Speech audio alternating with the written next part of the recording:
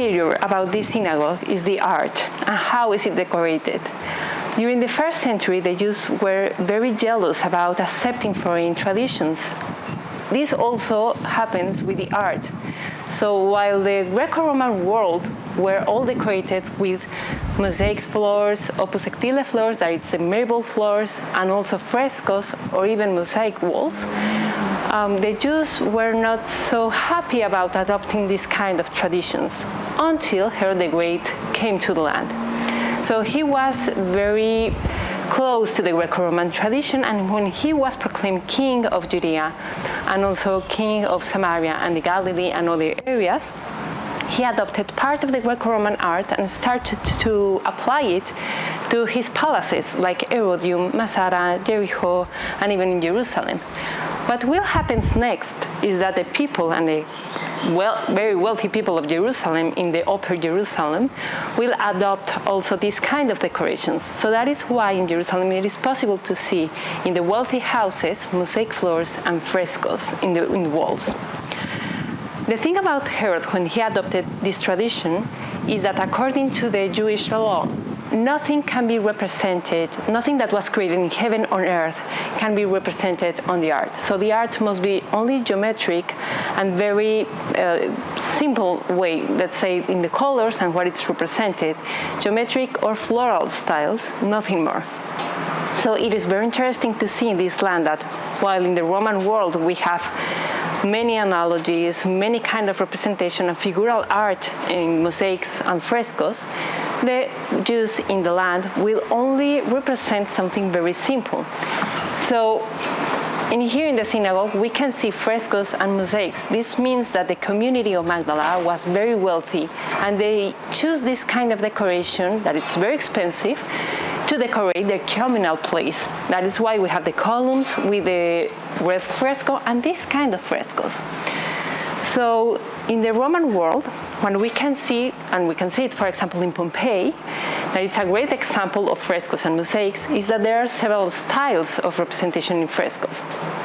There are in the ancient sources 3 styles. The first one, that it's only the imitation of marble, which will be something very similar like this. Then we have the second style, that it will be architectural figures. And the third style, that it's different activities like naturalistic, goddess, or mythological images. Of course, the Jews will only be able to represent the first and the second style, the Pompeian style. Later in the 19th century, an art historian created a fourth style, and mainly to make categories on the art on the Pompeian style.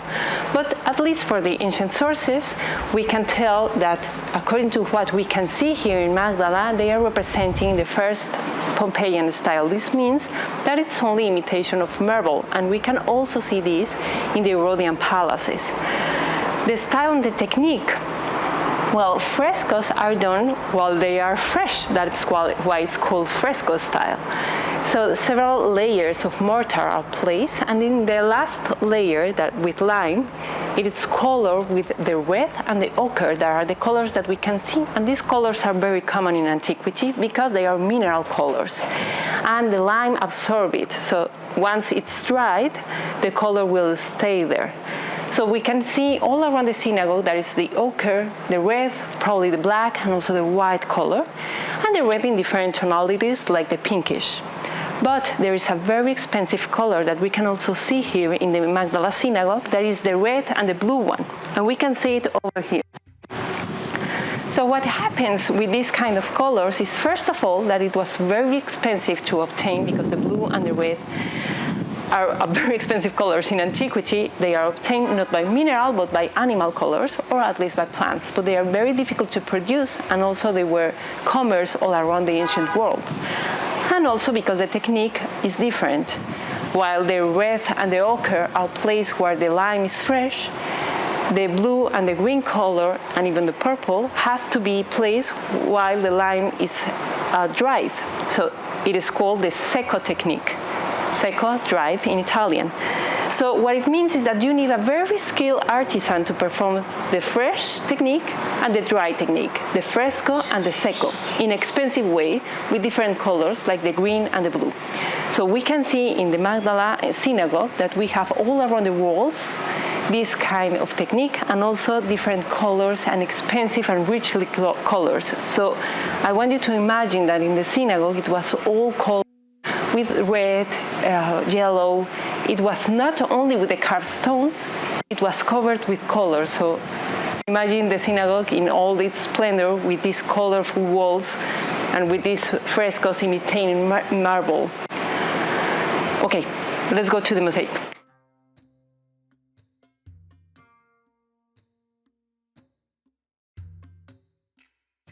Another very interesting element, artistic element in the Synagogue of Magdala is the mosaic floor. So the mosaic floors in the land of Israel are quite a few during the first century. It is true that after the second and third century they become more and more common, but during the first century they are quite weird because also, like the frescoes, they are very expensive. So again, the same idea with the frescoes.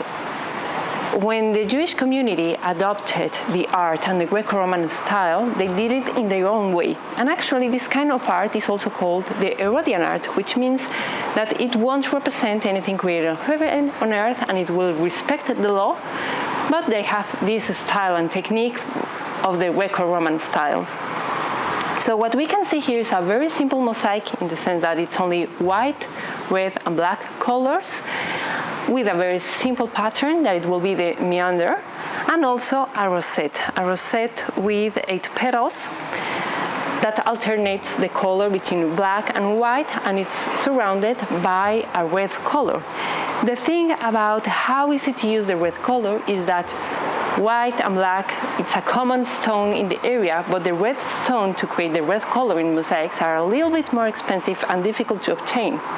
So in nice and wealthy mosaics, we can see that they are using red stone, while in another mosaics, like the Migdal area, we can see that the red stone or the red color in the mosaic is obtained thanks to the pottery. So this will make the mosaic a little bit cheaper than the ones that are created with stone. Here in the synagogue, we can see that the red color is in the red stone. So this means that it will be an expensive mosaic. The same as the frescoes, the way that it is produced, it is by several layers of mortar that allow to have a plain and concrete terrain before the stones are applied.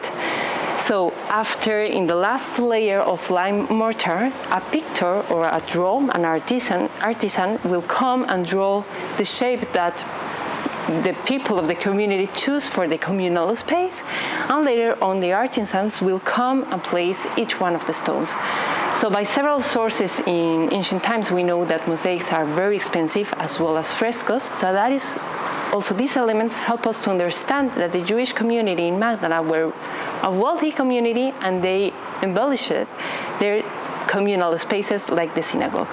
In the new synagogue, in the other side of the road, and other synagogues around the land of Israel so far, no synagogue have this kind of artistic elements. This is the only one decorated in this way.